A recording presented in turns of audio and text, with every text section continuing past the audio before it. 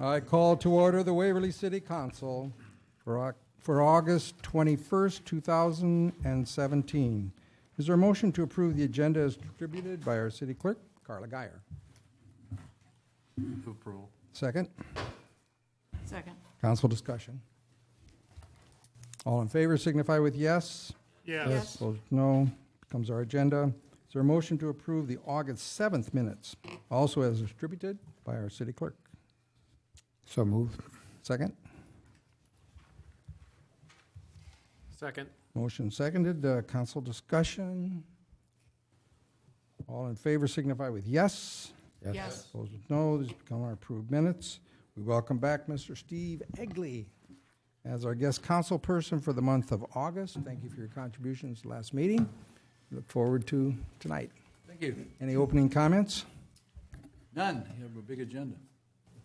This is the date, time, and place for a public hearing to commence with the Cedar River Parkway East project, including acquiring of easements and property where needed. City Clerk, any written comments on this agenda?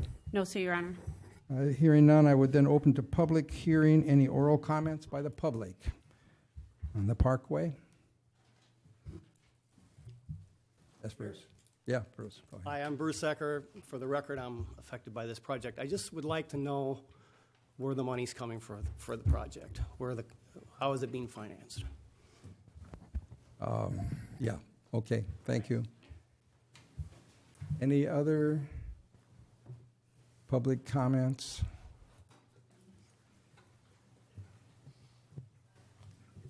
I think a brief answer would be maybe helpful, Bruce.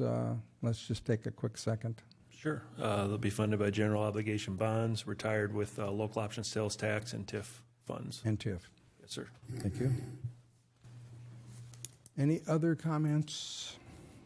I close the hearing. A motion, please. I'll move Resolution 17-102, resolution approving the commencement of a public improvement project to design and complete the Cedar River Parkway East Road improvements from 8th Street Southeast to Highway 3 and to acquire property and easements for the project. Second, please. Second. Motion second and council discussion.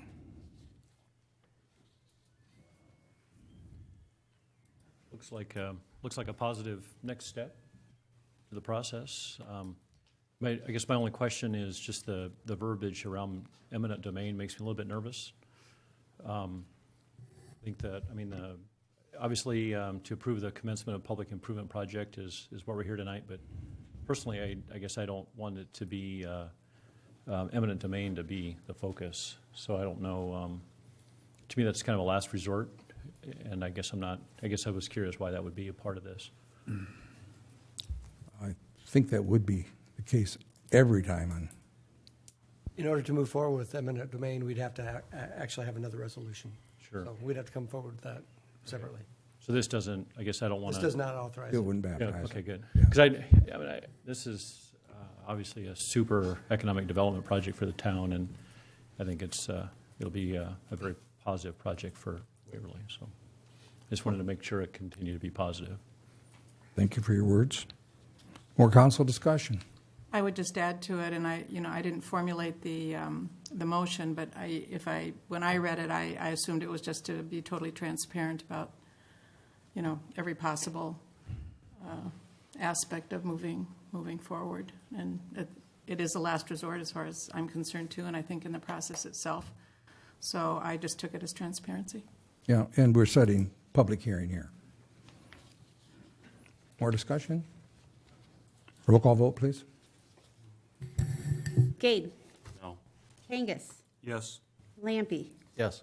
McKenzie. Yes. Reznicek. Yes? Scherer. Yes. Waldstein. Yes. Resolution 17-102 passes 6-1. At this time, invite any public comments on any items not on tonight's agenda.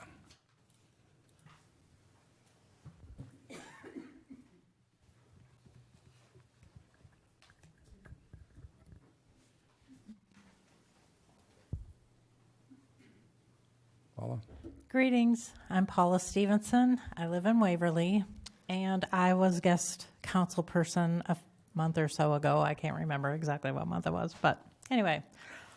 At that meeting, the mayor asked me specifically if I had a comment on what I thought should happen with the Green Bridge. And at that meeting, I also said something to the effect of, well, I thought we could still say it was going to be a driving bridge. And I just kept it very short, a brief conversation of what we were let everybody else decide what they wanted. In the meantime, after that, I had an individual from the city call me and say, why didn't you say more about that? And I said, I don't know, I'm busy. So what I did was there was a survey immediately after that was on the K-Way radio station. People sent in and made tons of comments. And then I've also been speaking with people since I was the guest council person, since that period of time. So it's only been in the last several weeks. People are really tired of talking about it, but at least I got them to start talking about it again. And so the results of this survey that I did and the radio station did, we have 143 that would sign something or make a comment about something that were in favor of having it be a vehicle bridge, and 7 people that still wanted it to stay a pedestrian bridge. So I thought that it was information that all of you should have. And I know this conversation's gone on, and we have people presenting today about a pedestrian bridge. But I really, as a consumer and not speaking from any of the hats I wear in the community, just as a personal opinion, I just don't think this should be rammed through. I know it's had a lot of conversation. I just want it to have its due diligence. So I just wanted to report that information. Your voice was heard. Thank you, Paula. Any other public comments?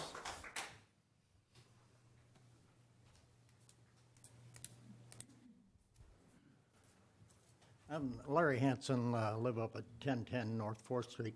I just got one request.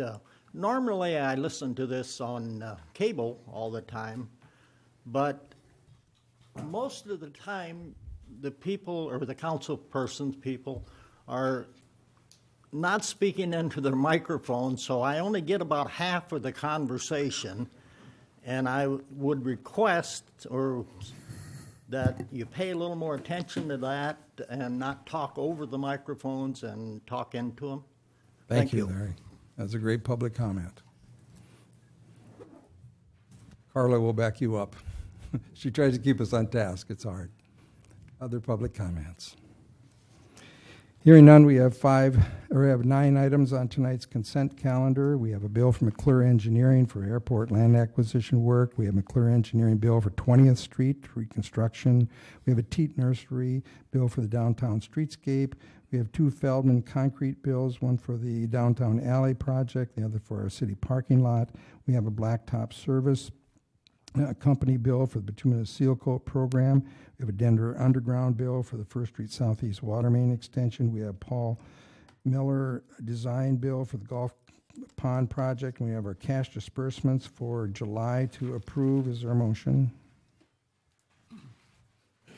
Move approval of the consent calendar. Second, please. Second. Motion seconded. All in favor signify with yes.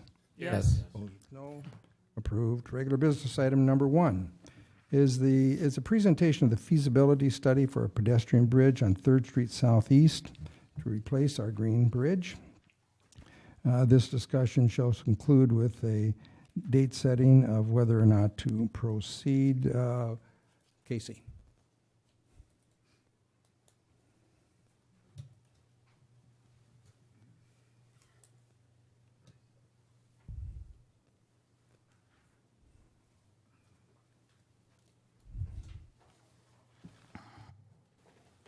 Thank you, Mr. Mayor. Casey Faber, WHKS, here to present on the study that I believe you all received tonight and on the boards that we had for the public open house here in the last 2 hours. So as you know, we were tasked with looking into a couple of pedestrian bridge options. We'll get into exactly what we looked at, but we'll just start with a little bit of background.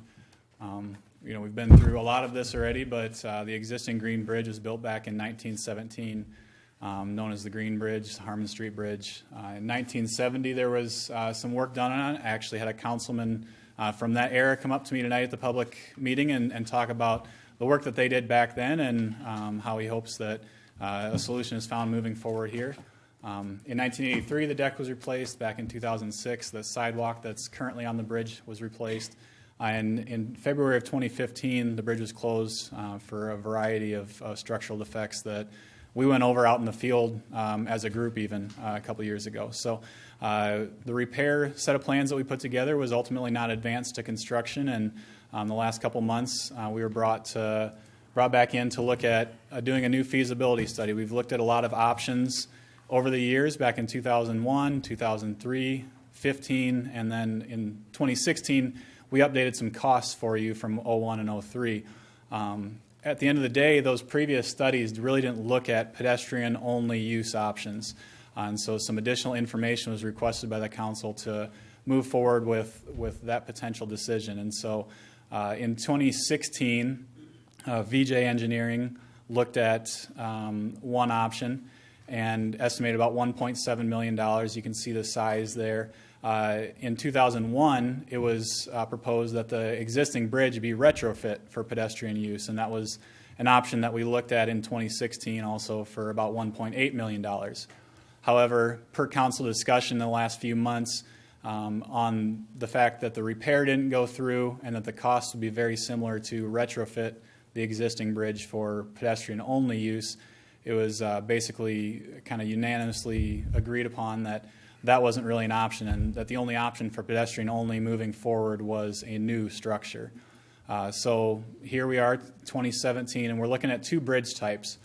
We've got the pre-engineered steel truss and the pre-tension, pre-stressed concrete beam. So the past estimates that were provided, I kind of went over this with a few people tonight, but the past estimates that were provided were for a 360-foot long bridge.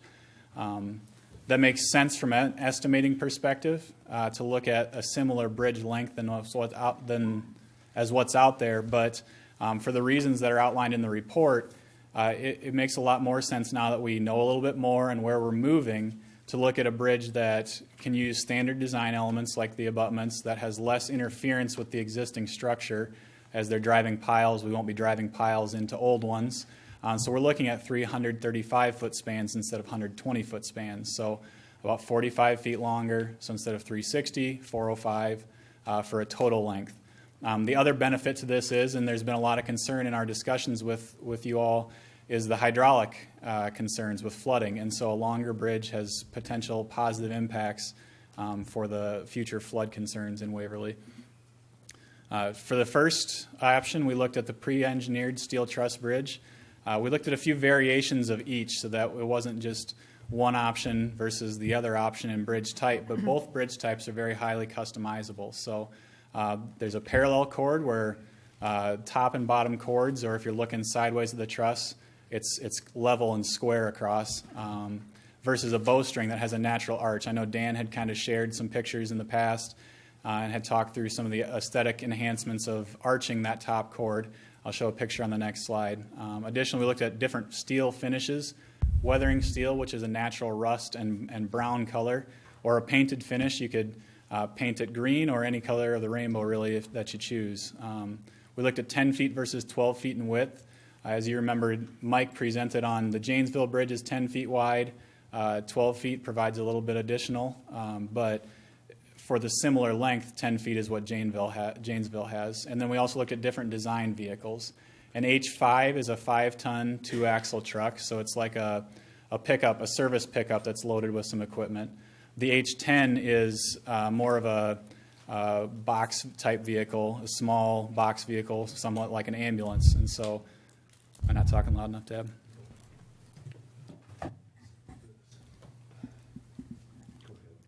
I'll just keep talking.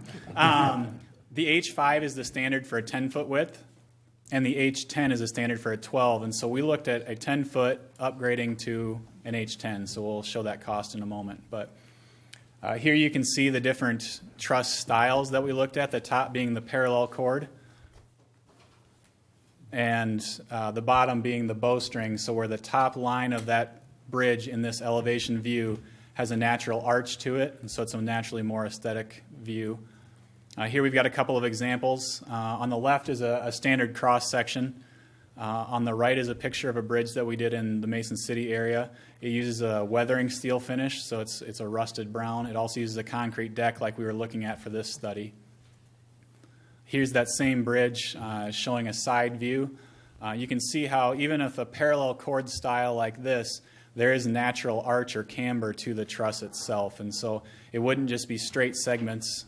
It would follow a natural curved line, so allows for a pretty aesthetic view of the standard bridge type. There's several advantages and disadvantages of both. One of the primary advantages of the pre-engineered truss is that it's reflective of the existing bridge. The existing bridge is a truss. While it won't be exactly the same size, scale, or style, it will be reminiscent of that existing structure. It's a very naturally aesthetic style. As you can see in that last picture, although the trusses would be similar in height to a concrete beam bridge, you can see through it somewhat, so it doesn't naturally detract as much from the landscape. There is some potential acceleration of construction schedule because the concrete deck is placed on steel pans that are actually attached when the bridge is shipped, and so you might save a couple weeks on construction schedule. The other thing about this bridge type is that because each span is independent and not continuous like a concrete beams option is, there can be more of a steep incline in the last span, which makes the approaches shorter to tie in. So the berm that needs to be built from the existing grade up to the bridge would be a shorter berm, so there's less construction costs there. Weathering steel is a low maintenance. It does require regular washing, but the rain does some of that, but it would be up to probably city staff or hired out for a lot lower cost to go out and wash the bridge off to meet the routine cycle. The main disadvantage of it is that it is a regular maintenance item. A concrete beam bridge is not anticipated to have nearly the same schedule of maintenance or costs of either option. The painted bridge costs are very high to go out and do maintenance on a painted bridge. When we were talking about the repair option, $400,000 of the $2.35 million of that price tag was in painting, and that was with the bridge on the ground. And so the bridge staying over water, fully contained, blasted, and painted could run in the hundreds of thousands of dollars. Now that wouldn't take place but every 20 years or so, but that's a huge cost that needs to be considered, and so we just want to disclose that. Another thing is snow and ice control. We live in Iowa, and it's something that you need to deal with. If you can't get out ahead of traffic, the snow and ice pack can be a problem because you can't use de-icing chemicals on bridges like this because the open deck will allow those chemicals to rest on the beams, and any warranty provided by fabricator is voided by using de-icing chemicals. So we want to be clear about that also. The other thing, we talked about the trucks a little bit. Neither of those trucks are full legal trucks, and so it gets very expensive. If you remember from the study that we did to update the costs, we were around $5.1 million to have a full legal truss bridge. That was for 2 lanes, that was for a sidewalk, so that's a different story. But if we were to design a 12-foot wide full legal load truss, you'd still be talking about hundreds and hundreds of thousands of dollars more, potentially millions, versus just tens of thousands more. So it's a big difference. So you'd have to limit exactly which vehicles are allowed to cross in emergency situations. Here we can see costs. And so our costs range from the parallel cord, 10-foot width, around 1.25, all the way up to 1.7 for a painted option, bowstring, at 12-foot width. These are all inclusive of any engineering fees anticipated, contingency at this stage because there's still a lot of unknowns. We're very much at a preliminary stage, and then projected construction costs. So these are total project costs. On to the pre-stressed beam option, concrete beam. Again, we looked at variations of 10 versus 12-foot width. And the primary enhancement that we looked at in this option was different railings. If you remember, the Janesville was very plain. It's a chain link fence. We talked about aesthetic metal options.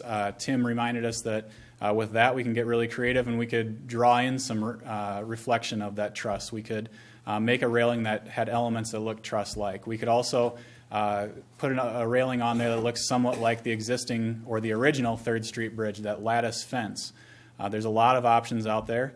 There's other standard aesthetic railings that could be put on, or one idea that Mike had was to use a combination railing that would tie it together with the Cedar River Parkway project, where we're using a concrete parapet with a steel rail on top, and that concrete parapet has some form liner in it to make it look like a rock surface, similar to the culverts that were done for the Dry Run Creek project, but with some coloring added. So there's some photos of a similar rail coming up here.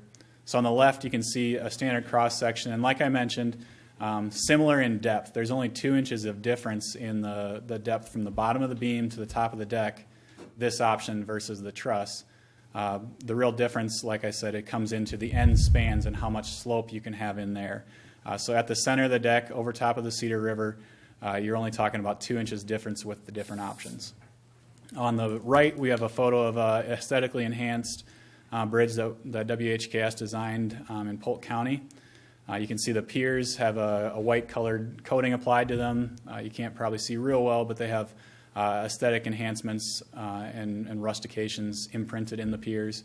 However, the chain link fence on top is very standard. It's what's necessary for a pedestrian bridge. Again, we talked about potentially doing something truss-like, so with some diagonal members shown on the left as a proposed option, or the lattice option that was originally constructed and is still out on the wings of the 3rd Street Bridge today. Here's a picture of an aesthetic railing fence that was done on a project that we did in Ames. Again, this is another just example. It's just vertical stiles along the length of it.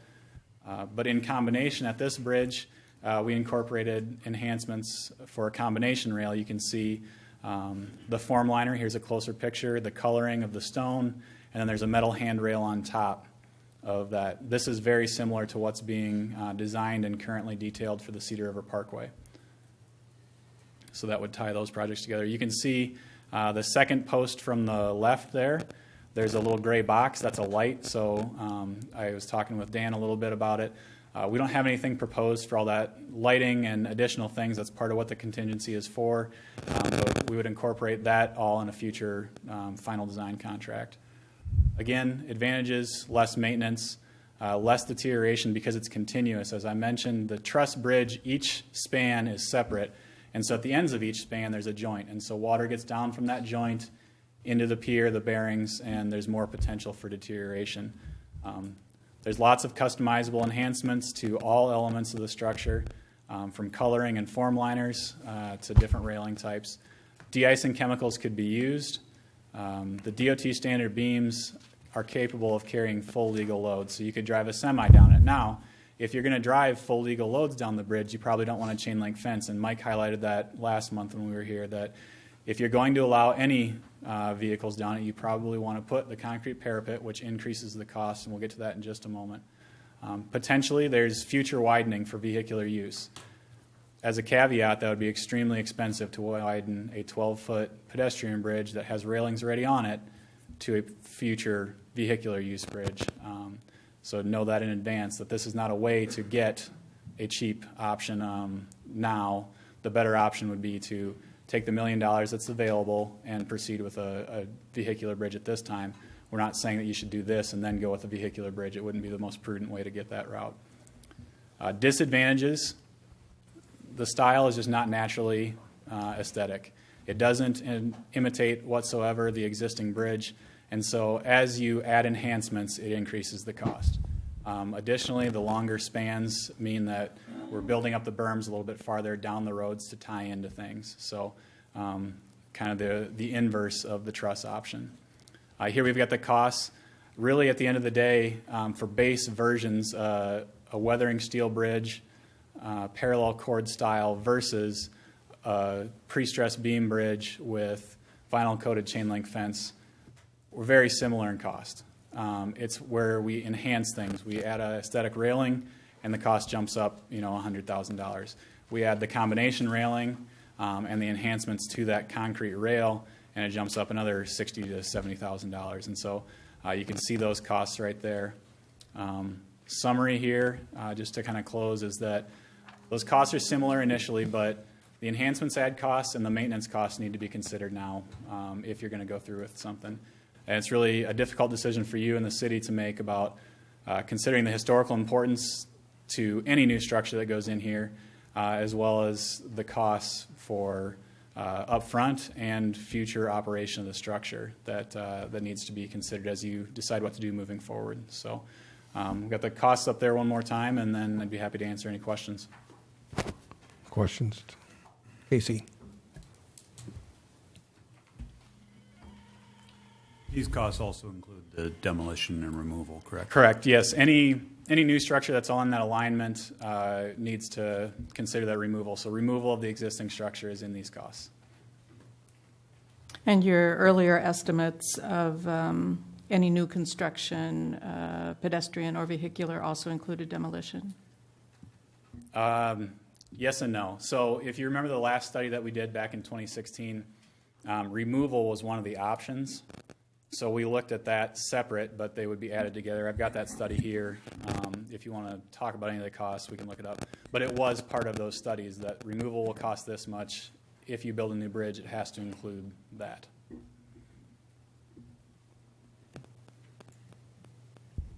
Just a question on the leaving it raw steel and letting it rust, those type of things. Does that create a rub-off situation? Folks go up there, look over the handrail at the river. Are they going to walk away with rust on their clothes, hands, that type of thing? There, for a period of time, there will be kind of a leaching of rust that will come off. And so, yes, there can be some rub-off onto people. There's also some staining that can happen on the concrete that supports it. There's notes in the specs that require the contractor to protect the concrete from that for a period of time. We can enhance the specifications requiring, the way that it rusts shut is through application of water. So the more rain that you get earlier on, the more it will actually seal that patina up really hard, more permanently. So they actually require a certain number of water sprays to that in the shop. We could require more to try and minimize that, but I think the standard is 5, and it'd be relatively minimal. The weathering steel is pretty much the standard for trusses used for pedestrian use.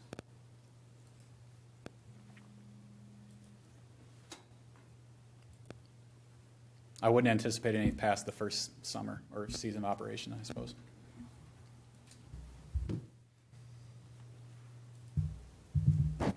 More discussion?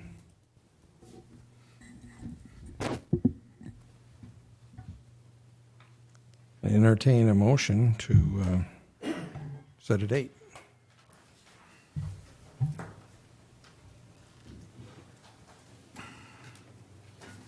Move, I guess, how do we, I'd like to move that, but how do we determine a date? Need to fill in the blanks? The next scheduled meeting would be September 11th, if you want to do it that soon.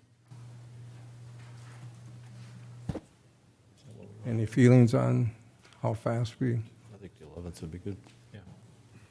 Is that, so I move presentation of the 3rd Street Southeast Pedestrian Bridge Replacement Feasibility Study, discussion of options and setting the date as September 11th, 2017 for taking formal action on whether or not to proceed with the development of construction plans and bid documents. Second, please. Second. Mayor, may I speak to the council before you get to the second? Yes, you may, but not right now. Motion seconded. Council discussion on this motion. September 11th, next regular meeting. So on September 11th, we discuss and determine which bridge to go through. Is that correct? Yes, you would pick a specific option based on the presentation that's been made to move forward with construction plans and bid documents. Or are we going to have the decision tree like we did the first time around? I'm just wondering, there's 4, 5, 6, 8 options here. How do we? That would be one way of doing it. In the meantime, we can certainly advise a way to get to that point, but I think it's a feasible way to get it done. Just as you did last time, you're going to know what you want, whether it be weight or width or railings, et cetera, all that'll have to be factored in. But yeah, I think it's a possibility to do it that way. And we also need to, part of the fruit of this effort is that we now have some financial figures to look at. And we have to weigh whether these are good figures for us as a council and a city moving forward or not. Same as we've done to the points up to this. So I would assume that in that discussion would be, whether these are reasonable figures for us to consider. So we'll be doing that and then choosing, depending on our decisions. I think Dan's question, though, is, if I'm understanding it correctly, is what exactly is that motion going to look like? Are we going to do some kind of decision tree discussion? I mean, as I understand it, the benefit of setting a date, and one reason I would support setting a date, even though at this point I'm not supportive of a pedestrian bridge, but one reason to set the date is we now have specifics on on structure, and on options and how much those different options cost. So this gives us then several weeks for the public to become better informed about this, mull it over, let us hear what they want. I, as an at-large council person, feel I have to take the entire city into consideration, and like I've said before, that right now is heavily leaning toward not doing a pedestrian bridge, but I still think all citizens, should look into this in detail, let us hear what you think, and that gives us the time to do that. But the question is, what will that motion look like? I'm not sure. I think it could be a very long meeting if it's at that meeting that we do the decision tree among us. Maybe not. Maybe it'll go faster than I think. But I think that's the clarification we need. How do we arrive at are we going to have one motion for one type of bridge, or are we going to actually decide that as part of the deliberation on September 11th? Basically, that's what I was trying to say, though, that we do need that process of looking at these figures, deciding whether it's reasonable, and then if we decide to move ahead that these are reasonable figures within which we can reach, then we decide on these different options. Dan's question is, but what process then would you exactly use to do that? And I can give it some thought. You can weigh in with me if you'd like. Well, I think you're gonna have two basic. You're gonna have steel or concrete, and then you drill down into Correct. each one of those options on what So options. we could do something similar 12 we did foot, before, a 10 foot. hand vote on which of those two, if we decide we want to do something in the pedestrian bridge arena, then we decide which of those two and then narrow it after that, and we could do hand vote and end up with the motion. Well, I think we've already determined that we want to go with a pedestrian bridge. No, I think we Well, as far as our vote was, and Tim said it best, I think we'll never, ever come to a consensus here. One group can come up with a survey all they want on how many people are for what side, and one group, I think it can change from day to day to group to group. I don't think we've decided. Just like before, it's a several-step process. Right now, we're just setting a date to take action, okay? So we're setting a date with more information.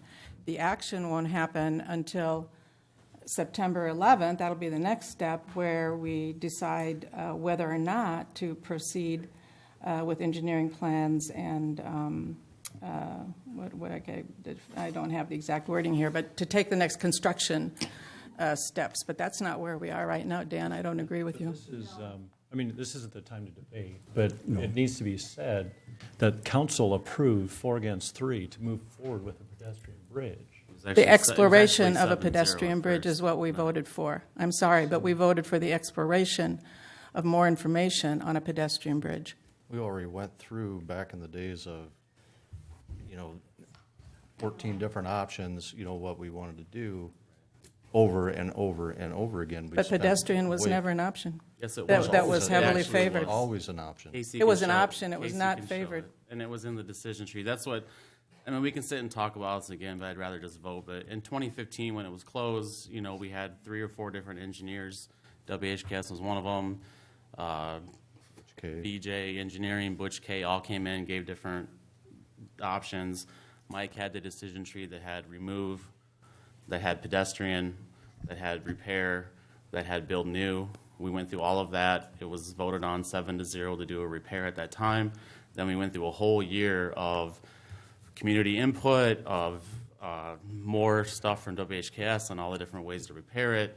We went through all that for an entire year. We finally came to a final vote to accept the plans to go out to bid documents. That passed 4-3. So we did accept it, and it did go out to bids. And that was passed 4-3. When the bids came in under estimate, that was defeated 3-4. So it was approved to do a repair of the existing bridge, and the pedestrian bridge was always in the original plans that Mike. It was, but we never, the decision was to proceed with repair. We never came back and said we wanted to do a pedestrian. Never. We are right now. To We just explore got to it. this point. To explore it, That's what I'm yes. saying. That's all this vote is doing. Okay, well, anyway, what we've decided is what we're going to do. We're going to take a vote at the next, on the 11th, on whether to proceed, having looked at these figures, with this bridge.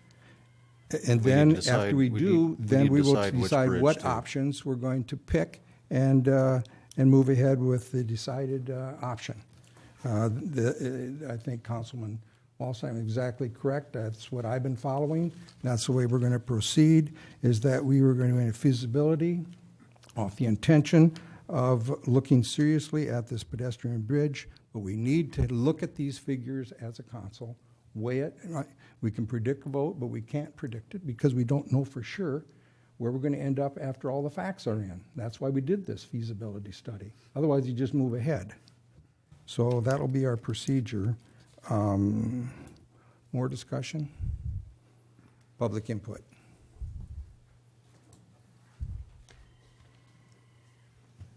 Give her a second. One thing that I would hate to see happen at that meeting would be us to digress into a 14 option discussion, which we've been through before on several occasions. I mean, what we have before us is two options. And if we decide not to go forward with those, fine, but it's one or the other. Correct. I wasn't clear enough, but that's what I mean. Dean Soash, as you all know, Northeast Waverly.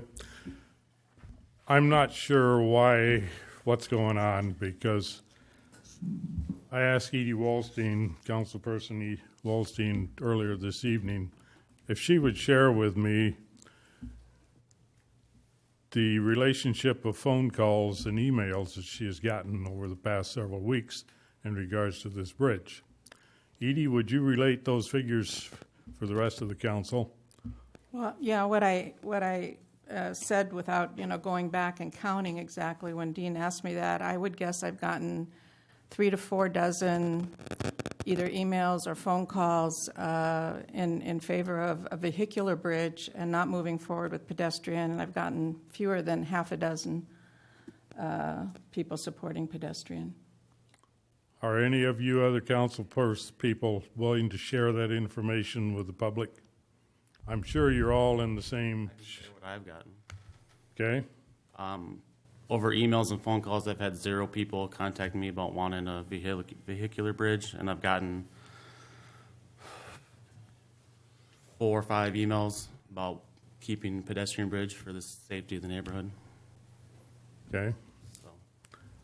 So I'm not sure if in the results of the K-Way Facebook survey that Paula referred to, plus her other survey with names on, I'm not sure if you're really listening to what the people of Waverly have to say.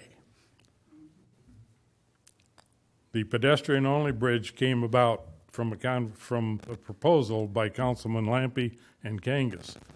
There was never any discussion other than at a council meeting that came up, and all of a sudden it's locked in stone, ready to go.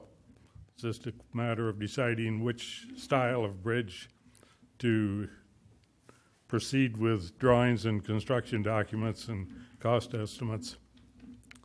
Citizen Javere Krieger was here earlier this evening at the public meeting across the hall, and he had some figures with him that said that a vehicular bridge with the state $1 million grant would be in the same price range as this pedestrian-only bridge. So, and I know that he has shared those thoughts and figures with the council before. So that's why I'm asking, are you really listening to what the people of Waverly have to say? Thank you. Thank you. Other public input? You know, another important point too that Casey brought up is they're extending the length of this bridge. Would that also hold true with a two-lane bridge? So the figures that we've had here, I don't think for a two-lane bridge really are representative of what the total cost would be. And as far as the design cost, we're throwing out figures of a bridge that's substantially shorter compared to this one. And how much is the city of Waverly willing to pay? Because we're talking about a considerable higher cost with all the projects that we have going on, from a new sewage treatment plant to what we've got going on right now for Bremer Avenue. You've got 20th Street, that wants to get done. I can go on and on and on. I'm sure James can provide a better list of all the Parkway, we haven't even bonded for yet, so. Excuse me? Parkway, we have to bond for. Parkway for the bonds, and how many bridges do we need across the Cedar River in Waverly? And I think if you look at the Adams Parkway Bridge, you got a picture of it? Yeah, maybe after, I get some information after the citizen comment. You know what? Yeah, we're doing citizen comment. Go ahead, Dan. How much do we want to pay for a crossing through a residential neighborhood? I think we need to keep our infrastructure so where the traffic goes, where the traffic is meant to be, down Bremer Avenue, down 4th Street, rather than make it infiltrate and take shortcuts. And then, I'm sure that there's already a plan to put a traffic signal at Burger King, The estimate that we had was about $2 million. Now, you're countering that, but it was the engineering firms that gave us that. But they didn't take into consideration 45 foot of extra length, what Casey just explained. Well, I didn't hear him say that. I guess I'd like to hear more about that from him, if that's the case. Yeah, so within the contingency, within the price that we bid for that, that price would still hold. We could put a 360-foot bridge in for that cost. We just think that it's a better option in the case of this pedestrian bridge to design it a little bit longer. So it's doable at that price, plus whatever inflation, from 2016 to now. Or deflation, as it turned out with the repair. Potentially, yes. Those are their estimates for that reason. They're based on the best available information to us. It'd be about 45 feet longer, which is about 10% of the total bridge cost. However, there's a lot of other costs in there associated with roadway. The design fees wouldn't really change substantially because we were talking about pre-stressed beams. And so it would be less than a 10% difference in cost, I'd feel comfortable saying. So. Okay, thank you. But for the two-lane bridge, you would also want to make longer for flood control, is that correct? It wouldn't be necessary, but if we were talking about the same length bridge, it would be less than a 10% increase from what our estimate in 2016 was to making it. 10% increase for the longer bridge. For the longer bridge, yep. Because it'd be offset by somewhat different approaches and tie-ins to the road and everything, so less than 10%. Jeff Soash, live in Northeast Waverly. Few comments, I guess.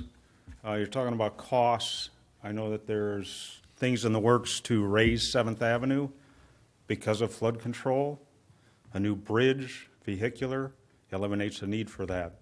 So whatever costs are figured on using on 7th Avenue could be put towards a new vehicular bridge.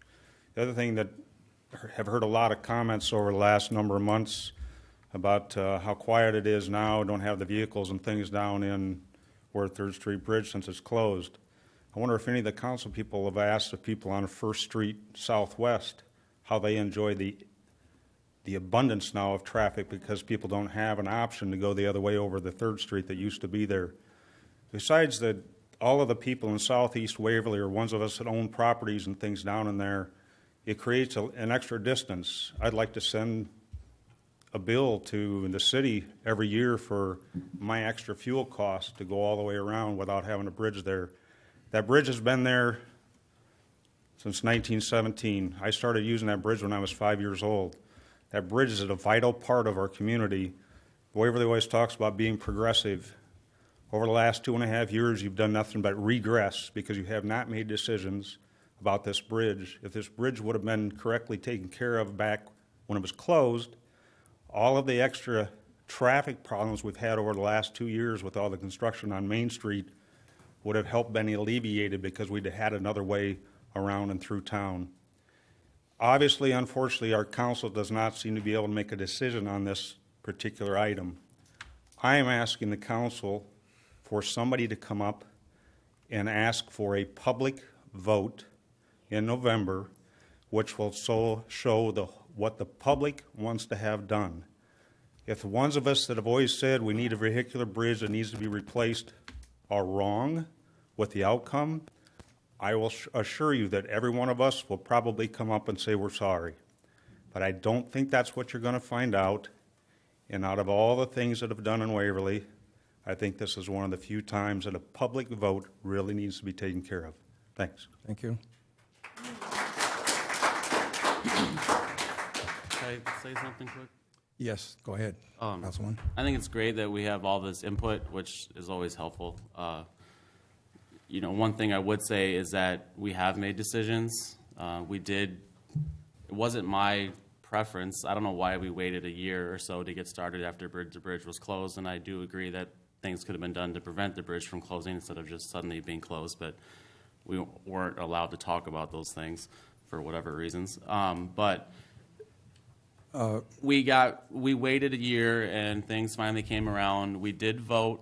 Council went through an entire thing. It got voted on to repair the existing bridge that would have allowed cars and traffic, which everyone here seems to want both, right? Cars and people. And we had that in front of us. And it passed 4-3 to go out and get bids, sealed bids, and we paid WHCAS money to prepare those documents. The bids came in under estimate at around $2.7 million, $2.6 million, something like that, which was under all of our estimated cost. And when it came to accepting the bid to repair the bridge for cars, it failed 3-4, 4-3, however you want to look at it. So that was in February. So we did make a decision. We got to a point where we were going to have cars across the bridge. It was been worked on this year, and for some reason it got voted down at the end. So everyone who wanted cars should have been here for that meeting. The some reason was that for the same price or less, you could get a bridge that would last for 75 years That's not rather really than true, 20 though. years. It is not true. Within the range. Yeah. Okay, rather than go back and forth on that, we're in public comments. We'll take one more. I think if anybody doesn't know Mary by now, they will know it very soon. Mary Children. Hi, Mary Sheldross, Southeast Waverly. So many good thoughts tonight. Before I just briefly read through what we have from the Waverly Ped Bridge Support Group, I just want to make a brief comment about Paula Stevenson's survey discussion. I took a class in college, a whole semester, on how to diagnose, test, survey, all of that. And what I learned at the end of that was there are so many variables, and that most of surveys aren't really accurately representing the true reflection, the truth. And it was a whole semester of study of why that was the case, all the variables. So I don't put much weight into that, and I also don't put weight into a survey through the radio station. Those numbers are pretty much bogus. Most people aren't doing that. They aren't watching it. I haven't even read it myself. So yes, please, let's just think about the important issues at hand. And as has been mentioned before, this is a very difficult issue for the city of Waverly. And unfortunately, it is an issue that is going to be divisive for a variety of reasons. It just boils down to a difference in quality of life, what the council and people believe is important. And it's probably going to be a 4-3 vote or a 3-4 vote, and I think we all understand that in part of this process. So we're respectful of the other side, but we have something that we've been promoting all along, whether we can, now we cannot protect the historic Green Bridge because it was too expensive for the city, a 20-year fix, and we understand that. So now we are seeking and begging to support and preserve Southeast Waverly as a district. A few notes. The Green Bridge has been closed for 2.5 years now, as Sharon Cashman mentioned at a meeting this summer, and we have found that it's unnecessary for vehicles. Yes, it's helpful at times, but unnecessary. The second thing is plans are moving quickly for the Cedar River Parkway Bridge farther east, and that will open up more vehicle access for heavy traffic.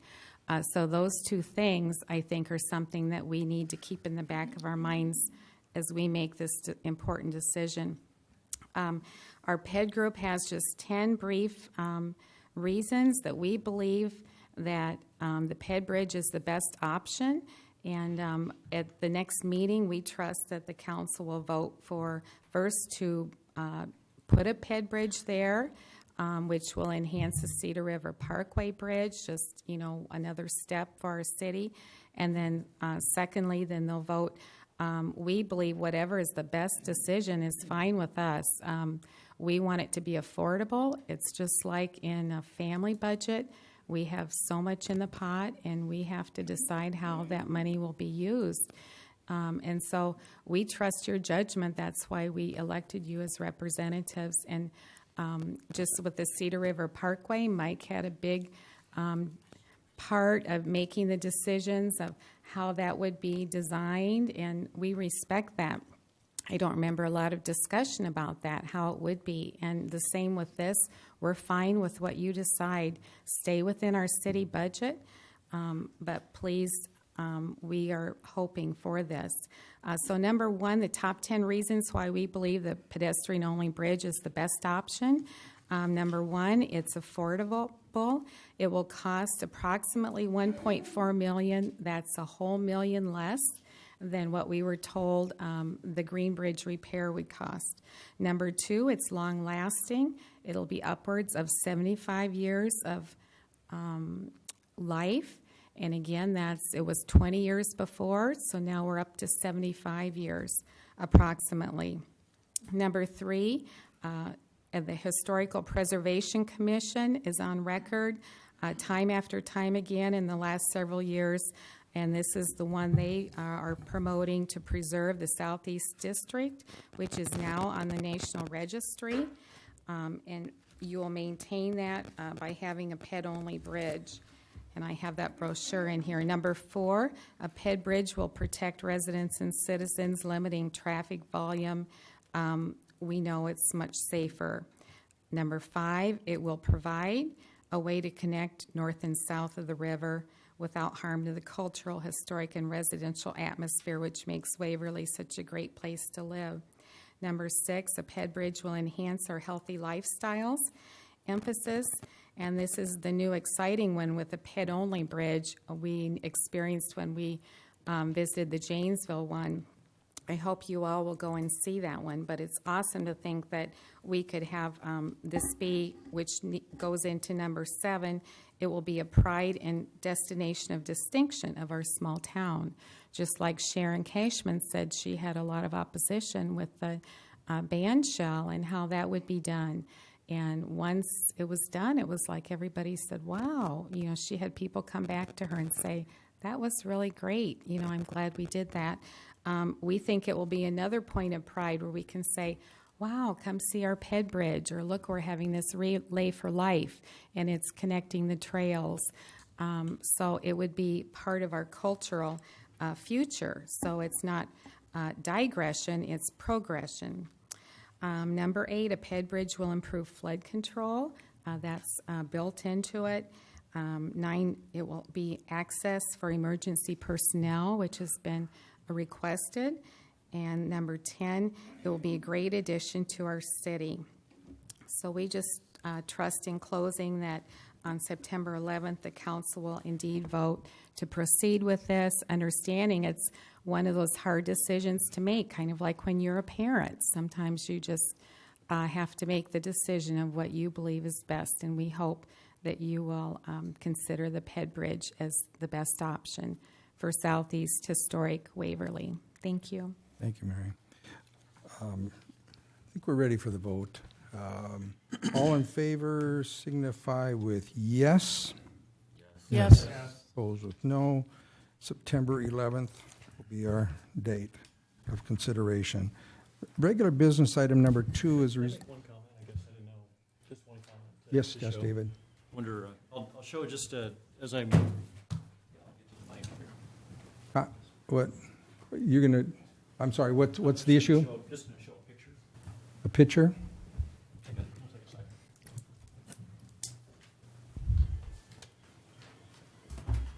I switched it off there, Dave. Mr. Mayor, while Mr. Reznachek pointing this out, can I just have a point of clarification? Because I think that things got a little confusing there. Yes, We're just sir. voting on which option for the Ped Bridge. We still have another step to decide on whether Ped Bridge versus Road Bridge, correct? Correct. The vote of whether to proceed, thank you from the audience while they're setting that up. It's a good time to make that clarification that what we'll be voting on the 11th and whether to proceed with a pedestrian bridge. And then if we vote to proceed with the pedestrian bridge, which style we will pick. And then decide on, we will have another vote following to decide on pedestrian versus. What we acted on today was to set the date of September 11th to act on construction progress for a pedestrian bridge. So that will either be approved or not. And that'll be on September 11th. Thank you for all of you, yeah. I know you're hearing the pulse there.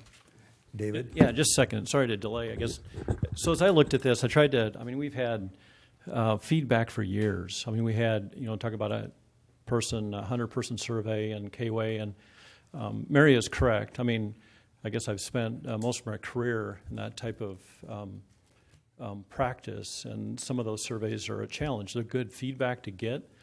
But when we started out, we had, I guess they didn't say the number, but pages and pages of signatures from that neighborhood in support of the repairing the bridge. We had over 1,200 names on a petition. We narrowed it down to there's like 700 names that are actually from Waverly. We had thousands of hits, or a couple thousand on a Facebook page, which we could say that's flawed, but more input. So we had all that input from citizens, and we turned it down, or the council turned that down. So I have a little bit of a problem talking about listening to feedback because we rejected that. So what I'm looking at here is I like to show as I try to wrap my mind around the bridge structure in Waverly, and from a city planning standpoint, this is a perfect picture. We couldn't have planned this better. I think as you look at the picture where we've got the current the current bridge there, the current bridge by Waverly Light and Power, the new planned bridge. To me, within the city of Waverly and the population and future planning, to me that's a perfect picture. If we try to stick a picture in there or a bridge in there, I'm not sure. To me, it doesn't seem like it fits the overall planning. It seems like an excessive bridge. But so then we argue, well, maybe that's not right. So I look at the neighborhood. So this is where we would shove a two-lane bridge traffic down. This is a very quiet street, trees hanging over the street, cars parked along it. So we would actually widen that to fit the traffic of the bridge that goes by Waverly Light and Power. So you turn the corner and you go on that street. It's even more closed in, more families and traffic and children as I drove through there. You turn this, and I won't continue just for time, but you turn the corner and you're going down many of these streets, and you get to the street by Burger King, and you're just packed full of traffic. In fact, my daughter is actually learning to drive now. I take her to that intersection to teach her what a dangerous intersection is like. So just some comments as we continue to talk about this over the next few weeks. I wanted to show that. Regular business item number 3 is to defer construction plans for our sidewalk infill program for the Hostetler property. Number 2, sir. Yes. Skip CUNA? Do not want to skip CUNA. Regular business item number 2 is resolved to give special provisional use approval to CUNA Mutual to build solar panels to the east of their building. City Administrator, are there any issues here that we should be concerned about? It's just, like you said, sir, it's an application to put a solar panel field in, solar panel array on CUNA's property itself. I'll kind of let Bill go through any issues with the zoning that's come through. I don't think there has been much, but if you want to touch on that briefly, Bill. I don't think there was any negative things at the planning and zoning meeting.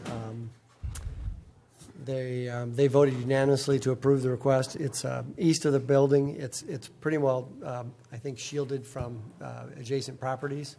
And I believe this is one of those things that's becoming more popular in different communities where these kind of arrays they find locations for them to help supplement for energy production. So, sounds good. Okay, motion, please. I'll move Resolution 17103, a resolution approving a special provisional use for the installation of a ground solar panel array at 2000 Heritage Way. Second, please. Second. Motion second, council discussion. Public input. Where'd the public go? No, I'm kidding. Question on abstaining since I work at CUNA Mutual is, I don't have any direct benefit from this, but. I think you'd be fine to vote, sir. Yeah. Public input. Roll call vote. Kangas. Yes. Lampy. Yes. McKenzie. Yes. Rosencheck. Yes. Chair. Yes. Waldstein. Yes. Resolution 17-103 is. Am I doing wrong? Jumped it. Carla, you didn't let her finish. Carla. Who did I leave? Who did we leave everybody got out in. because I Everybody got jumped in? That's good. Let's move on. Could have voted any way I wanted. It passed. Mr. Day, Councilman, that was purely accidental. Now it is. Oh, how did you vote? I voted yes. Yeah. Unanimously approved. Regular business item number 3 is to defer construction plans for our sidewalk infill program on the Hostetler property in the Monahan division because due to imminent house construction plans. City Administrator looks pretty forward. Any comments? Just briefly, sir, when the council prior had gone through and went through the infill program, they identified these 3 lots as needing sidewalks added. In that time, the individuals that own the lots, and it looks like there is some building preparing to happen on the lots, have requested these be deferred until the construction actually begins. And so that's kind of what is before you as a council, is to consider that request to possibly defer the sidewalk until construction occurs. I know as mentioned that 1 lot will start this month, the construction. I do not know the future of the other 2 lots or the timing as to when they will begin. Okay. Formal motion?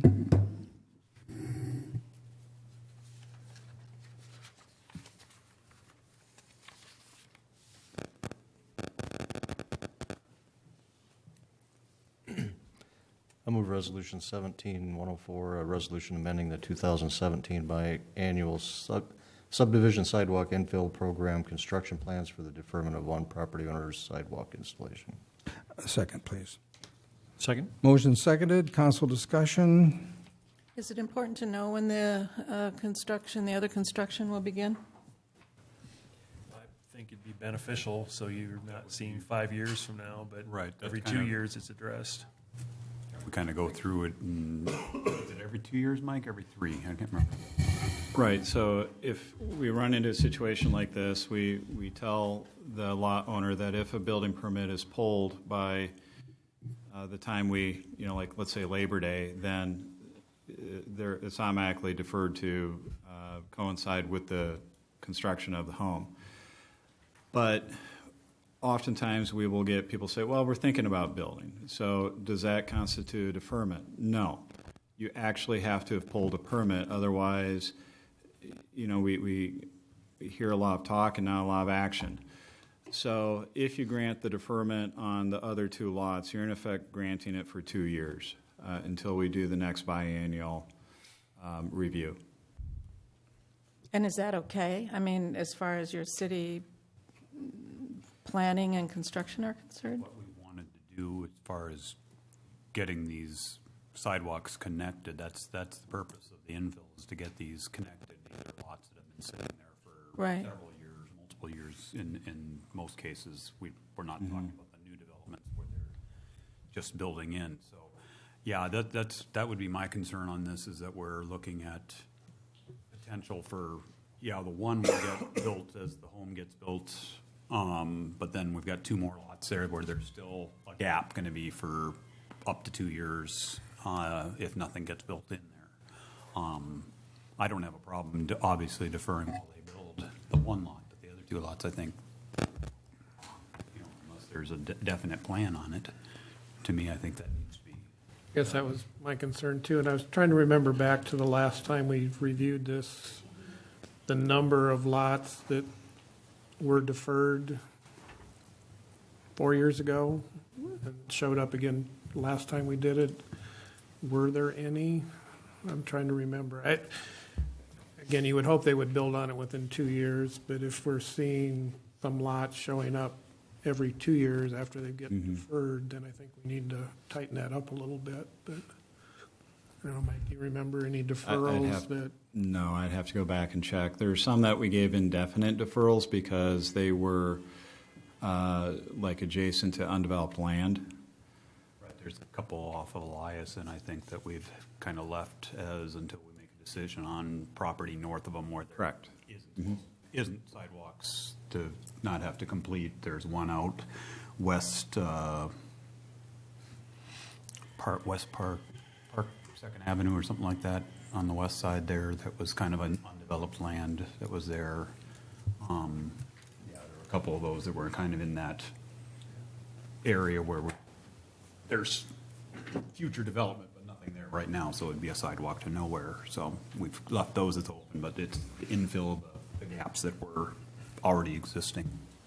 And I guess next question is there any reason we couldn't do a friendly amendment to defer it for 12 months versus the default of 24? If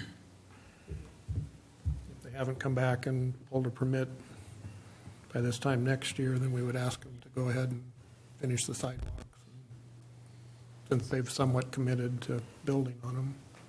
Permits are good for 1 year, right? Right, and our understanding is that they do intend to pull the permit on the 1. I don't know if that's actually happened yet.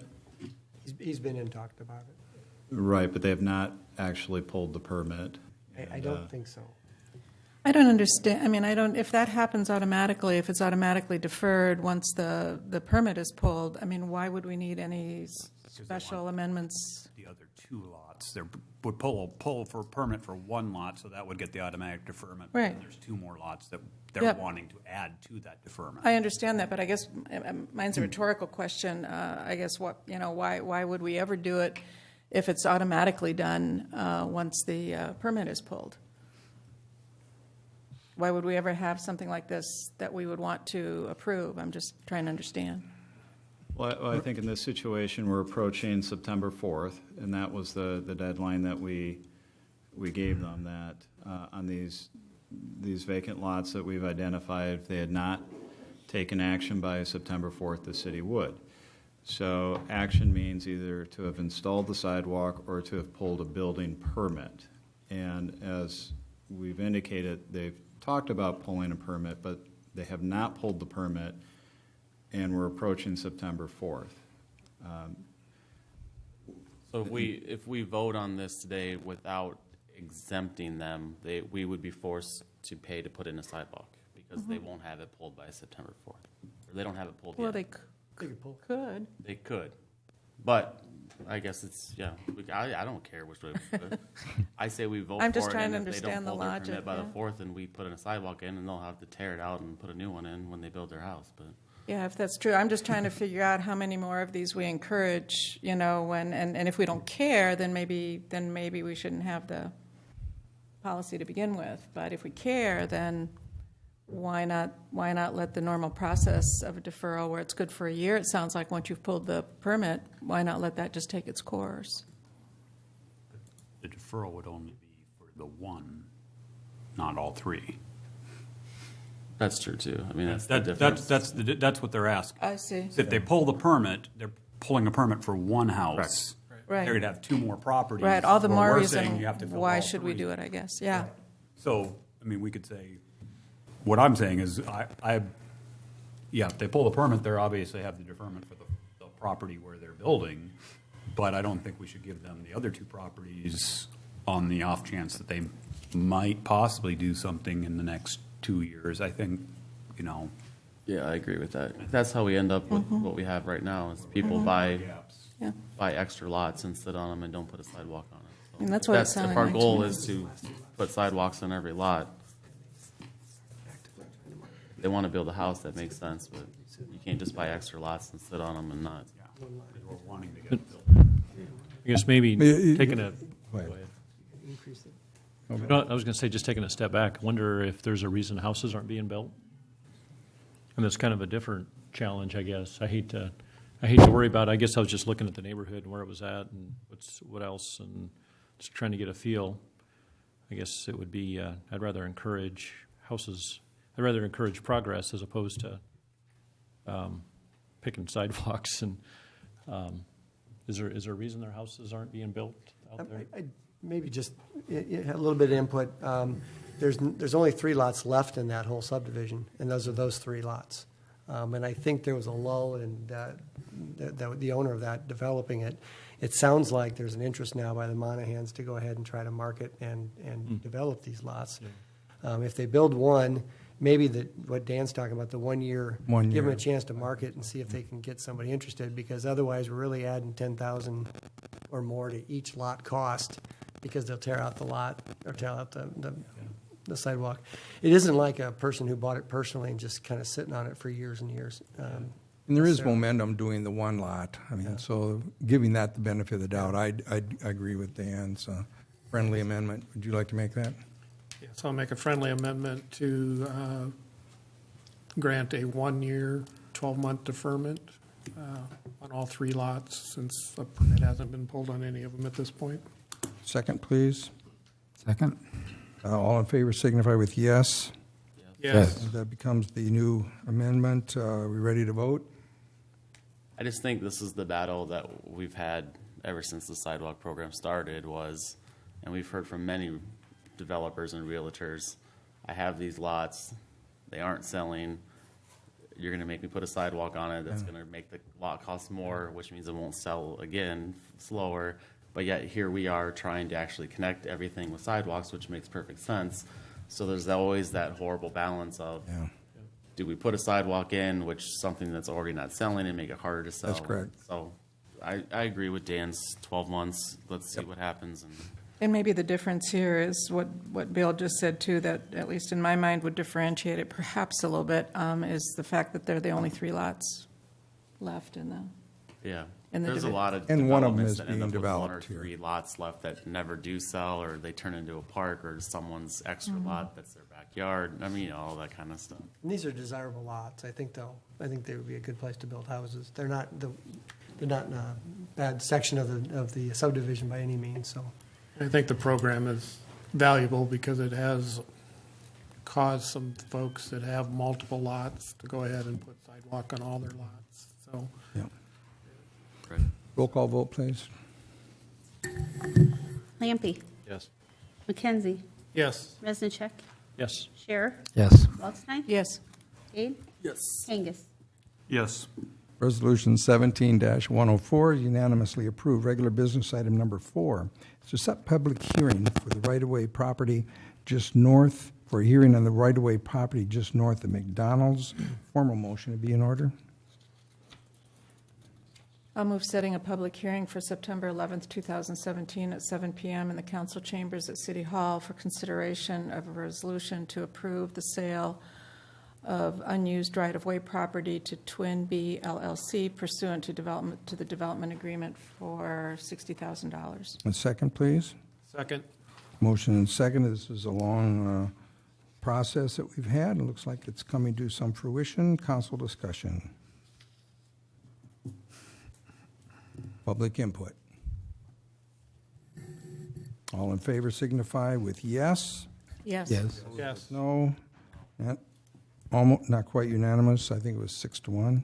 Regular business item number 5 is the second reading to establish a special fund to handle TIF monies emanating from our United Urban Renewal Area and setting a public hearing date. Formal motion.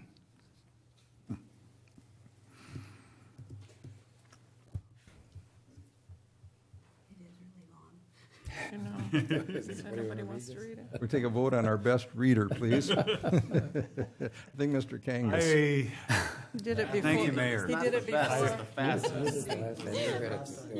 I will move the second reading of ordinance 1025, amending ordinance numbers 569, 585, 609, 638, 664, 733, 791, 853, 866, 892, 931, 736, 932, and 978, providing that general property tax is levied and collected each year on certain property located within the amended Waverly Unified Urban Renewal Area in the City of Waverly, County of Bremer, State of Iowa, by and for the benefit of the State of Iowa, City of Waverly, County of Bremer, Waverly Shell Rock Community School District, and other taxing districts, be paid to a special fund for payment of principal and interest on loans, monies advanced to, and indebtedness, including bonds issued or to be issued, incurred by the city in connection with the amended Waverly Unified Urban Renewal Area, Amendment Number 2 to the Waverly Unified Urban Renewal Plan, and setting a public hearing for September 11th, 2017 at 7 p.m. in the council chambers at City Hall in the City of Waverly. County of Bremer, State of Iowa. I got lost there. Second, please. Oh. Second. Okay, seconded. Council discussion. This is a second reading, reminding the public. We've already done this one many times. Public input. Roll call vote. McKenzie. Yes. Reznacek. Yes. Scher. Yes. Waldstein. Yes. Gade. Yes. Kangas. Yes. Lampy. Yes. Second reading of ordinance 1025, unanimously approved. Regular business item number 6, the final pay for our golf course pond project. A motion, please. I would move resolution 17105, a resolution accepting the golf course pond project as complete and approving change order number 6 for the final adjustment of quantities in the amount of $217.50 decrease and final payment request in the amount of $7,606.31 to Baker Concrete and Excavating of Waverly, Iowa. Second. Second. Motion seconded. Council discussion. I just asked Tab, I know Baker did most of the ponds, but a different company did the ones on the par 5s on the back, 13 and 13, 17. Yeah, there you go. Into the mic there, Tab. If you're gonna. Yeah, and are we completely satisfied with hole number 7 in that pond? And not, it seems to me that it's a little low still and doesn't hold water like it should, and maybe not grade, and It's holding water. Okay. We've established that, and it is the most fluctuating one because there's water going in and out of it all the time.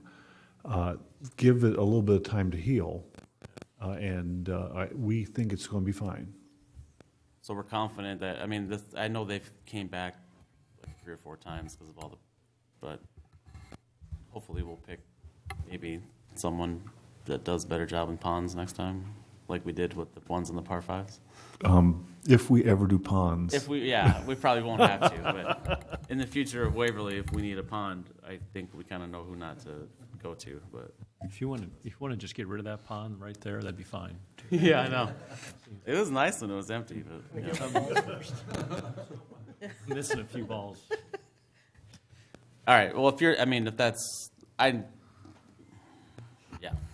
I could say a lot more. Yeah, staff has agreed, the architect came down, looked at it, we're okay with it now. Okay. Since you bring it up, I guess I'm just kind of learning as my son learns, so I can't be picky about, but will there seating be coming around that pond? I tend to seem to have to walk in that quite a bit, but I didn't know.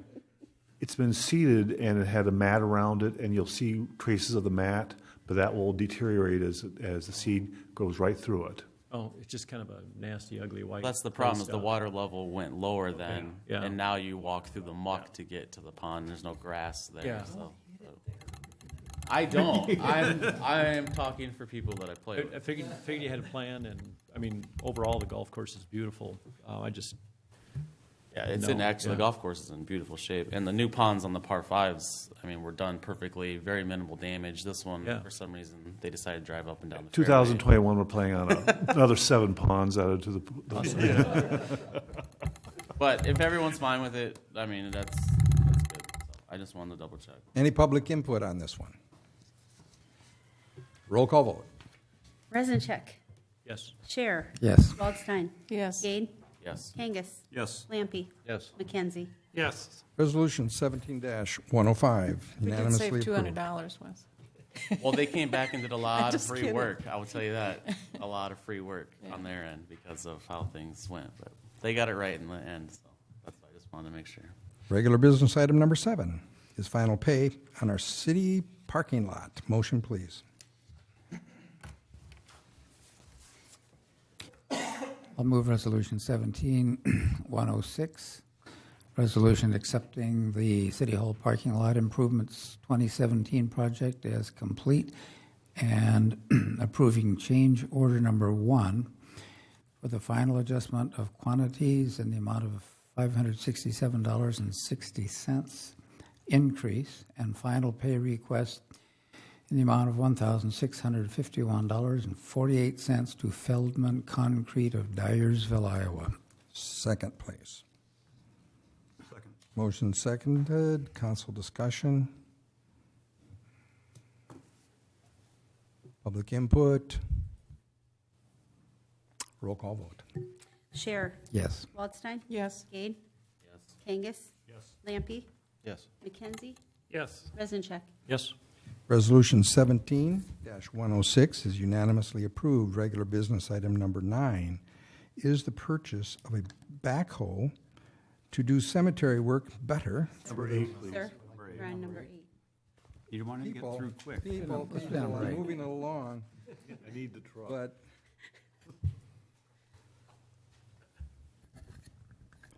this is important to tab. Yeah, Tab wants his truck. Next Sorry. couple things are important to tab. They all 3 are. And his staff.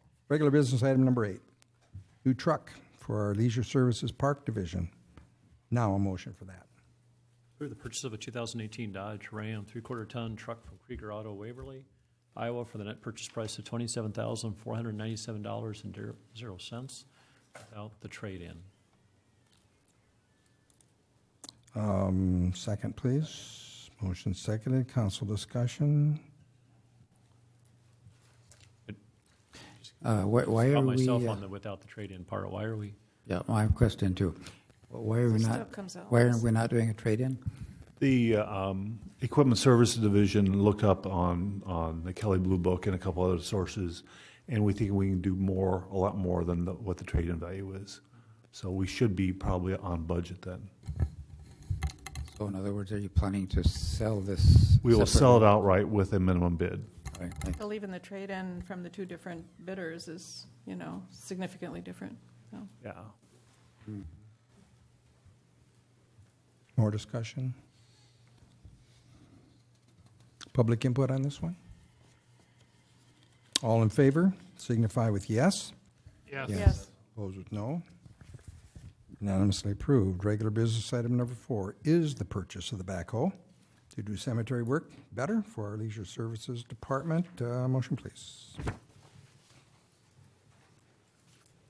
Move to approve the purchase of a John Deere BH9 backhoe attachment from P&K Midwest of Waverly, Iowa, for a net purchase price of $11,685, including an optional 18-inch bucket. Second. Second. Motion seconded. Council discussion. Public input. All in favor signify with yes. Yes. Opposed with no, unanimously approved. Regular business item number 10 is the purchase of a new cedar aerator attachment for the Leisure Services Department seating and reseating needs. Motion, please. I move approve the purchase of a First Products aerator cedar aerator attachment from Commercial Turf and Tractor of Chillicothe, Missouri, for the purchase price of $13,209, including an optional set of tines. Second, please. Second. Motion seconded. Council discussion. I'm just surprised why are there no bids from some places? One of the lot local of places. dealers didn't like a part of the bid spec that said that we wanted to see a demonstrator of it, and so he decided not to bid, both on the backhoe and this piece of equipment. We're going to try to work with him.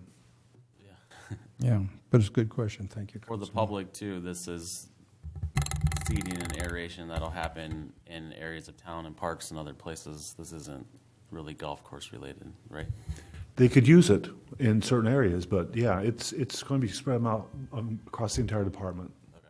I just, when I first read it, to me it reads golf course, but I just want to make people aware that it's for the whole town, so. Very good. More council? Public input? All in favor? Signify with yes. Yes. Opposed, no. Unanimously approved. Regular business item number 11 is to hire an agent for our managing of our $1.5 million bond sale. This is just regular protocol. Let's do a motion.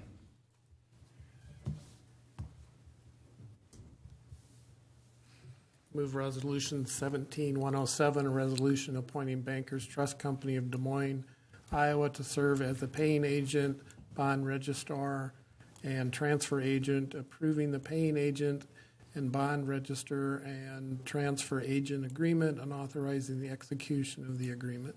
Second, please. Second. I'm sure we'll want our city administrator to give us assurance that Bankers Trust Company of Des Moines is who we want.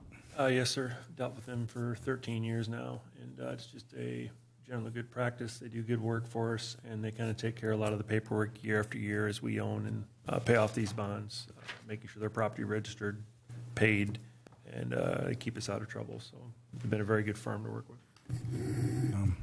And again, the bonds are a very, very serious part of what we do, and we thank you for your leadership last round on just the issuance of these bonds at such low rates.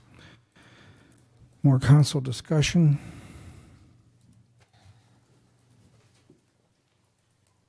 Public input. Roll call vote. Waldstein. Yes. Gade. Yes. Kangas. Yes. Lampy. Yes. McKenzie. Yes. Resincheck. Yes. Chair. Yes. Resolution 17-107 is unanimously approved. Regular business item number 12 is a resolve amending our previous resolution authorizing our $1.5 million bond sale with a new resolve. City Administrator, I do need your comments on this. Yes, sir. As you've sold the bonds, then you now have to basically finalize everything from the continued disclosure certificate to the tax exemption certificate, et cetera. And so this is just the amending of the new information now that we've sold the bonds. We have the company we're selling them to, term, limits, everything. So you're finalizing that final paperwork for the sale. Because now we have the exact figures and they've written back in. Okay. And the next item or the next taxable entity, you don't have to do this because there is no tax exemption certificate because it's taxable. So you won't see the same verbiage in the $600,000 bond in the next couple items. Got it. Formal motion. Move resolution 17108, a resolution amending the resolution authorizing the issuance of $1,500,000 general obligation bonds, Series 2017, and levying a tax for the payment thereof, passed and approved on March 6, 2017, by substituting a new resolution, therefore, approving and authorizing the issuance of the bonds and levying a tax for the payment thereof, and approving the tax exemption certificate and continuing disclosure certificate. Second, please. Second. Motion and seconded. Council discussion. Public input. Roll call vote.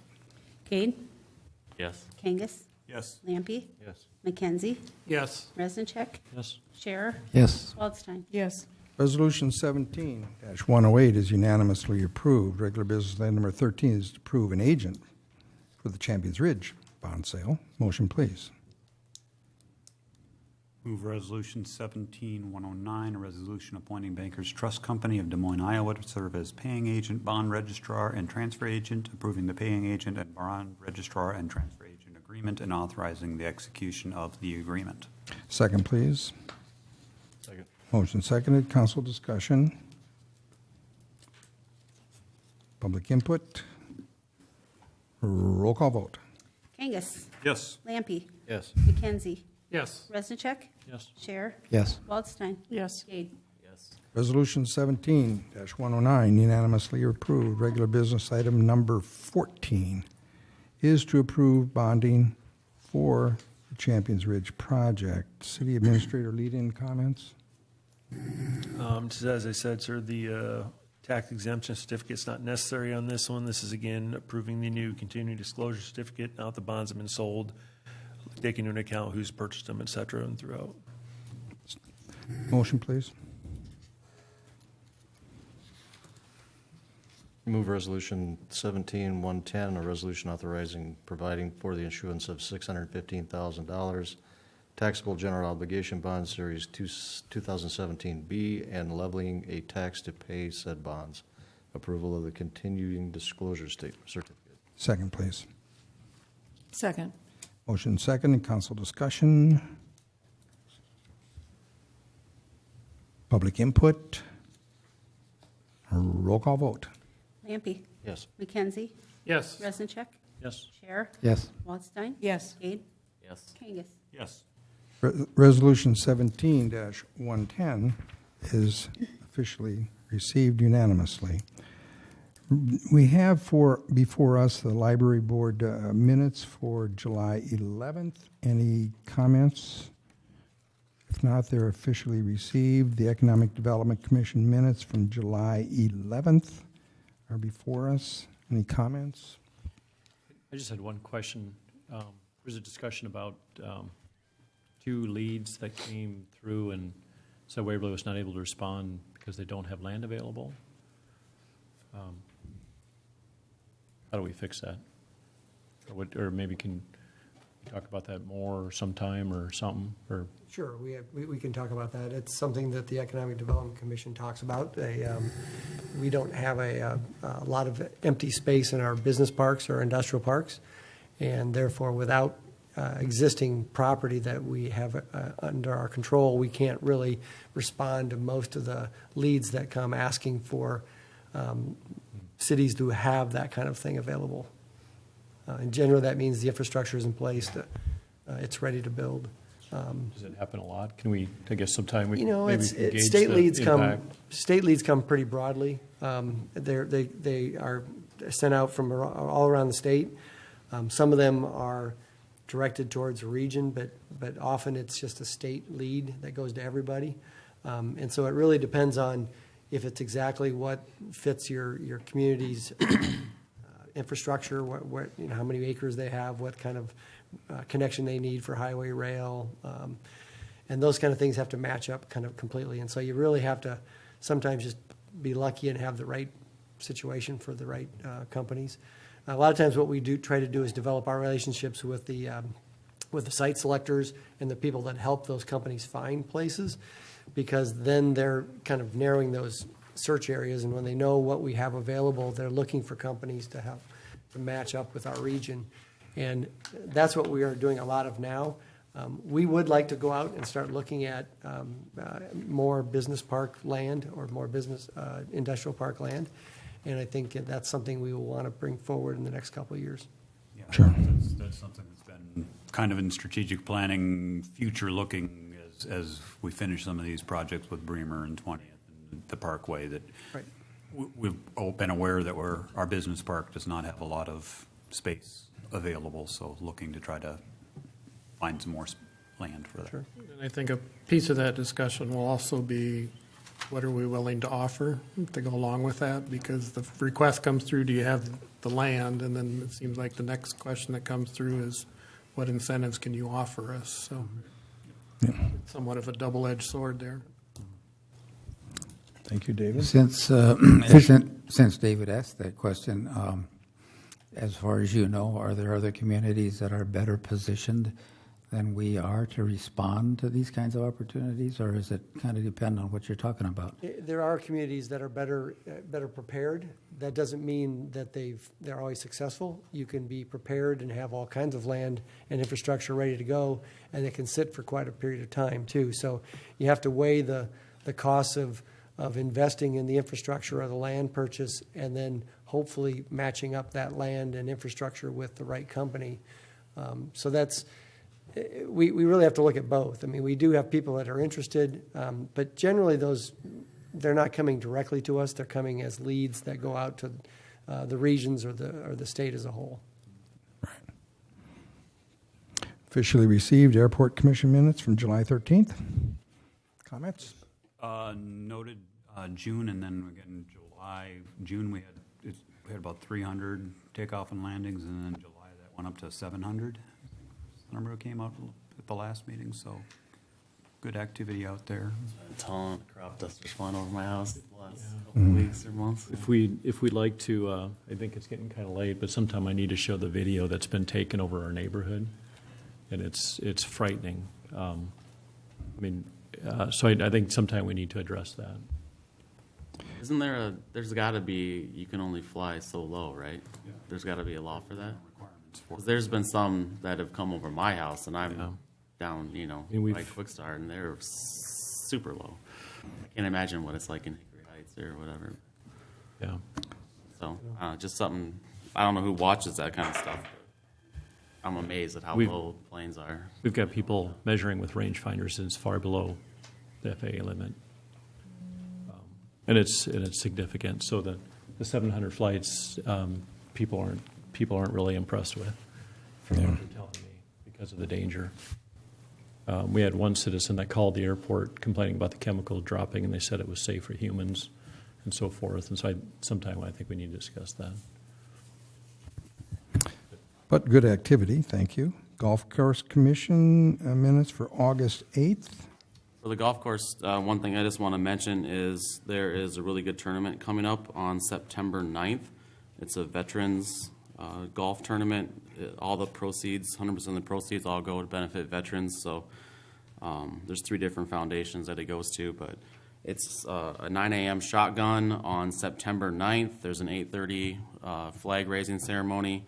It's $50 for non-veterans. It's $25 for veterans, so the veterans get half off price. That comes with a fish fry that's included. And there are so many sponsors that help sponsor this event that there's a pin prize on every hole. You buy raffle tickets, you win free TVs to furniture to golf clubs, to all kinds of awesome stuff. So if you haven't signed up, have anything going on September 9th, help support veterans in the Waverly Golf Course at the same time. Public, let's listen. That's a good promotion. Officially received staff comments. I don't think we have any tonight, sir. Okay, then we'll go to city council comments. Let's start with Edie and Dan and Dave. I didn't have any, but a little bit of conversation here just prompted something for me. Tim, you're our liaison to the Airport Commission, right? Yes. Would you mind getting information on that? I mean, some of the questions that were asked, have they received any complaints from citizens or businesses? What are the rules about that? Who monitors it? I think if you could get some facts for us, that would be great. Okay, Dan? Nothing tonight. David? Pro temp? I don't think Mike wants to talk about it, but with school coming up, we've got construction and what's going on. I was just going to make a general comment about school starting and beware of the kids and excitement, but I think a little discussion maybe on How they get there? how to get where we go. Wish we knew. There is concern being expressed by staff to the DOT they missed the target date to get this roadway open before school starts on Wednesday. We know now that will not happen. It may happen on Thursday. It may not. Again, we got rain moving through the area. We have concerns about opening the roadway while construction activity still continues. There is a lot of work yet to be done. When they do the roadway paving, they basically box out around where all the intakes are going to be in the gutter. They've got a couple weeks of intake work, backfilling, pedestrian ramps, sidewalks, driveways. They still don't have the street connections for Home Boulevard and 18th Street. Do we create more of a safety issue and a slowdown by opening it to traffic? And what are the other consequences if we don't open it to traffic? So those are things that we hope to resolve in the next couple of days. We're trying to address pedestrian activity to be able to cross the street. If you live on the south side, you need to go to West Cedar. If you live on the north side, you need to go to the middle school. What if you're being dropped off in the morning at the middle school, but the expectation is that you're going to go to the library after school lets out? Those are all situations and scenarios that we're trying to work through to find out what is going to be in the safest and in the best interest of our citizens. It's not easy. It's complicated. And we got Wartburg. The athletes have moved back in. A week from this Friday, the rest of the students will move back in. It is going to be the decisions that have to be made are going to be very challenging, very difficult. What I want you to understand is that we are at the table with the DOT, with the contractor, and we are looking out for what is in the best interest and what is the safest for our citizens. So if we come up with a plan, even if it's just the best plan available, how would we communicate that? We will communicate it as we have, whether it's through KWA, the newspaper, Facebook, certainly social media and the radio are the quickest.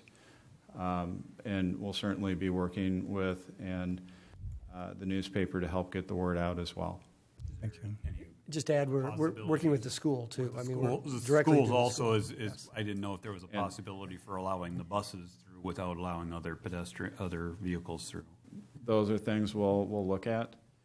I'm just thinking that turnaround there by West Cedar for those buses, or Right. even the buses that pick up kids from daycare. We'll have 100 or 200 parents dropping their kids off. Can you, when that gets decided and you send all that out, can you email the council as well?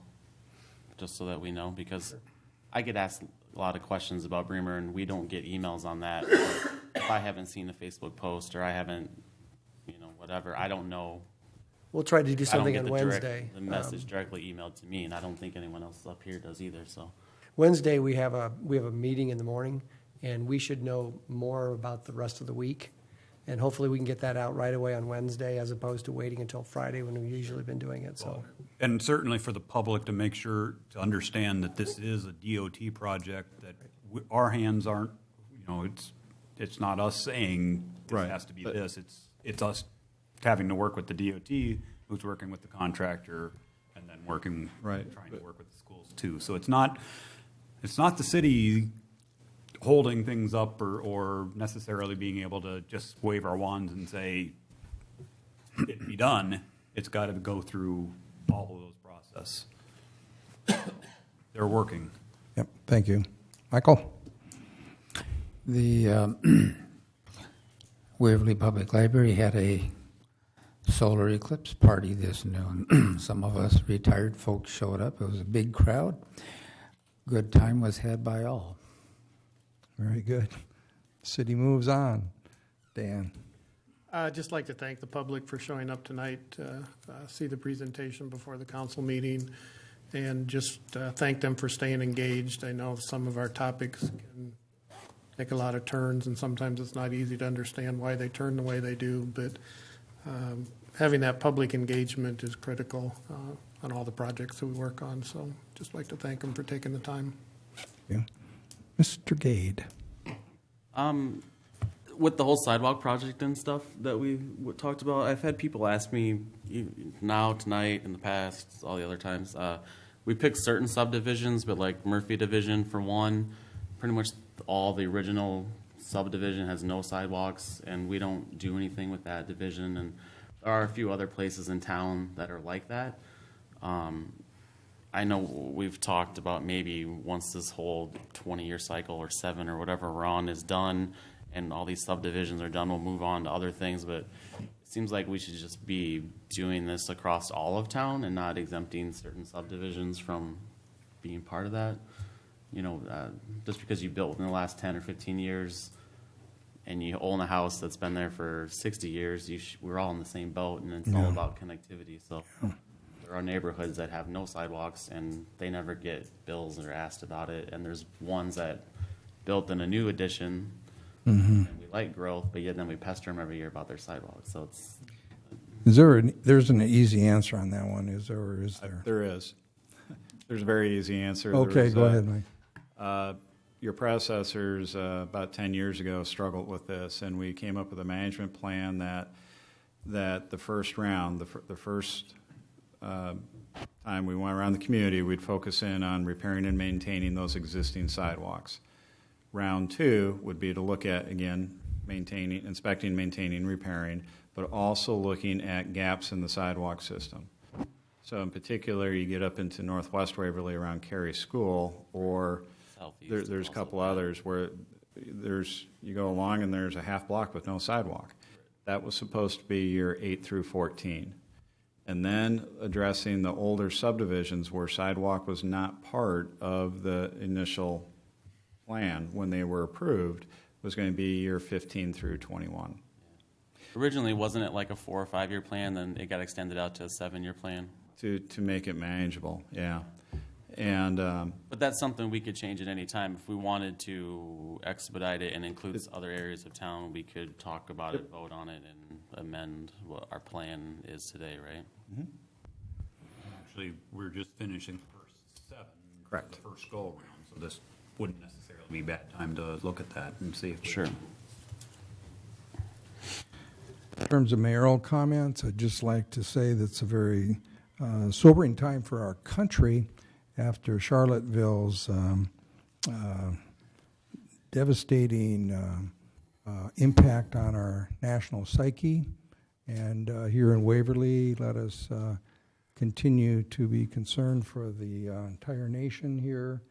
We live in a community where love tends to be the dominant theme, but it isn't always the dominant theme everywhere. And obviously, we're going to have to continue to do our part to make sure that we check hate wherever we can. I think the unity of the country, and we're seeing come together on this issue, and I think we want as a town to be also at the forefront of being for just the emergence of love and understanding and inclusiveness. It's the hallmark of who we are, but wanted to say something as the mayor. I feel for the mayor of Charlottesville. He had a tremendous responsibility to lead, and but we can do our part, I think, by supporting the Waverly values of being for each other and love. Lastly, we have a communication, the Economic Development Commission report. We've had information on some of the topics that we've been talking about as a commission, and we just wanted to put out here for information. Dan McKenzie, maybe you want to make a comment too, just in closing on what we've included here, and the public probably wonders here. Yeah, I just want to thank staff for attaching a document that was shared at Economic Development. It just shows building permits that were pulled over the last few years. It does show that we have developers that must have read some of the housing studies that were done. I think they're trying to address some types of housing or locations, those type of things that were called out in there. But by the same token, I know that the most recent discussion amongst the economic development is we realize we have more houses for sale now than we ever have. No one really understands the reason for that, and we're taking some time to look at that. So hopefully this is just part of the evolution of growth, and as time permits, it'll kind of even itself out, and we'll have a better understanding here. But there certainly is growth in the community. If you talk to the Eisenachs folks, they say 70% of the folks that are moving out there are coming in from outside of the community. You talk to folks that are putting up the multifamily, they're saying 50% roughly is coming in from outside the community. So And the census school will show that we've got some growth, but we and still the need to school work has growth with the too. existing. So yeah, thank you for that. Is there a motion to thank you? I think it's good to disseminate information. We want to deal with the full motion to adjourn. Move we adjourn. Second. Second. All in favor signify with yes. Yes. Yes. Officially adjourned.